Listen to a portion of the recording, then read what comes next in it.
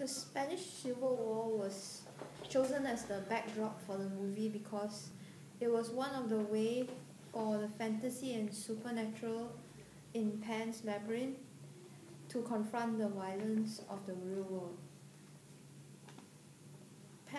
The story took place during the middle of the pro-Franco period, which deals with fascism. Captain Vital is the symbol of fascism in the Civil War, while the giant toad and the pale man are also symbol of fascism, but in the fantasy world. Notice how the giant toad and the pale man resemble the captain in Ophelia's life. Take the giant toad for example.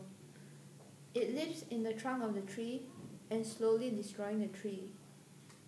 The world we know, Captain Vital, who entered Ophelia's mother's life out of lust, which resulted in her mother being sick with pregnancy. But all Vital cares about was his unborn son. The setting also had a few examples of the parallel stories, like when Mercedes tries getting the key for the rebel to help with the invasion, while Ophelia retrieves the key from the toad. It's ironic how the princess always wanted to go to the human world but died when she finally did. And now that she is Ophelia, she wants to die once again to return to her underworld.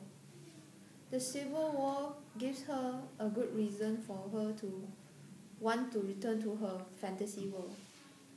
Also, in a way, the rebels are the same as Ophelia, which wants to fight for freedom.